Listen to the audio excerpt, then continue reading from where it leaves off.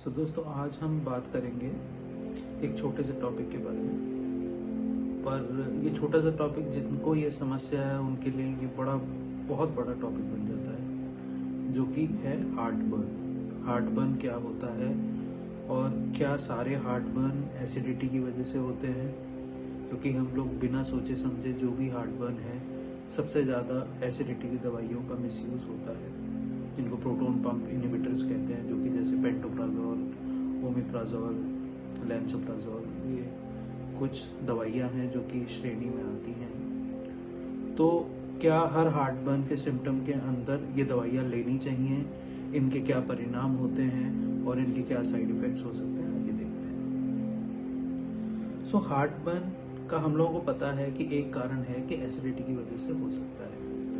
दूसरा एक बहुत इंपॉर्टेंट कारण होता है हार्ट बर्न का, प्रोटीन मेल डाइजेशन और प्रोटीन इनडाइजेशन। तो क्या होता है दोस्तों कि जैसे ही खाना आपने देखा, खाने की स्मेल आई, खाना आपके मुंह में आया, तो ये सारे स्टिमुलेशंस होके बॉडी को प्रिपेयर करते हैं कि जो फूड आ रहा है उसको वो कैसे डाइजेस्ट कर पाए और जो न्यूट्रिएंट्स हैं वो कैसे एब्जॉर्ब हो पाए। तो इस तैयारी का एक प्रमुख भाग होता है कि शरीर एसिड सिक्रीट करता है। जैसे ही एसिड सिक्रीट होता है, जो एंजाइम्स प्रोटीन वगैरह को डाइजेस्ट करते हैं वो एक्टिव होना शुरू हो जाते हैं। वो एक्टिव फॉर्म में पहले से शरीर में नहीं होते, क्योंकि अगर प्रोटीन के एंजाइम्स जो प्रोटीन को तोड़ते हैं वो शरीर में एक्टिव रहेंगे तो वो शरीर को ही खा जाएंगे। इसके लिए कुदरत ने उनको एक इनएक्टिव फॉर्म में रखा हुआ है, जिससे कि खाना ही उनको स्टिमुलेट करता है और वो फिर खाने पे एक्ट करते हैं।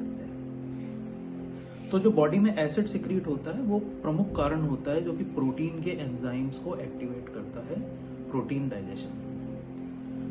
अब अगर किन लोगों के अंदर एसिड सिक्रीशन कम हो रहा है, तो प्रोटीन एंजाइम्स जो होंगे, जिनको प्रोटीएजेस कहते हैं, जो कि प्रोटीन को डाइजेस्ट करते हैं, वो फुली एक्टिव नहीं होंगे।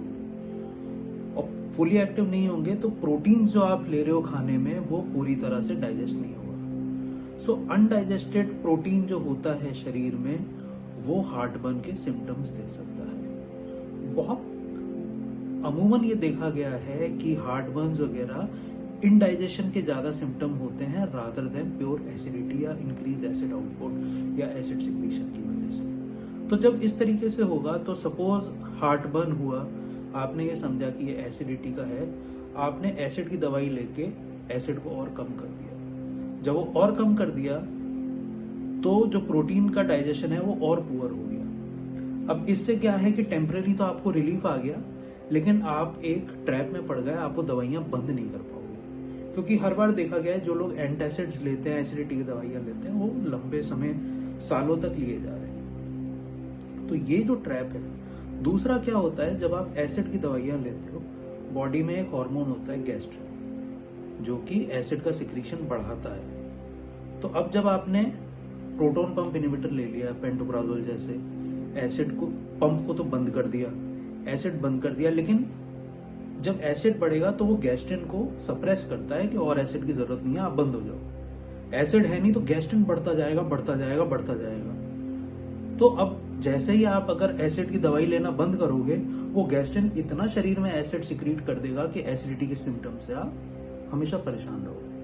तो ये पहला तो ये देखना बहुत जरूरी है कि एसिड, हार्ट बर्न के जो सिम्टम्स हैं वो एसिडिटी की वजह से हैं या लो एसिड की वजह से है, प्रोटीन इनडाइजेशन की वजह से है। दूसरा इंपॉर्टेंट पॉइंट इसके अंदर ये आता है कि लंबे टाइम तक अगर आप प्रोटॉन पंप इनहिबिटर्स ले रहे हैं, तो इनसे ग्रेजुअली कैसे वीन किया जाए, जिससे कि जब आप ये दवाइयां बंद करें तो उनके साइड इफेक्ट्स ना हो। दूसरा, एसिड बहुत इंपॉर्टेंट होता है शरीर के जो स्टमक के बैक्टीरिया होते हैं, गुड बैक्टीरिया, माइक्रोबायोटा, और उनके लिए।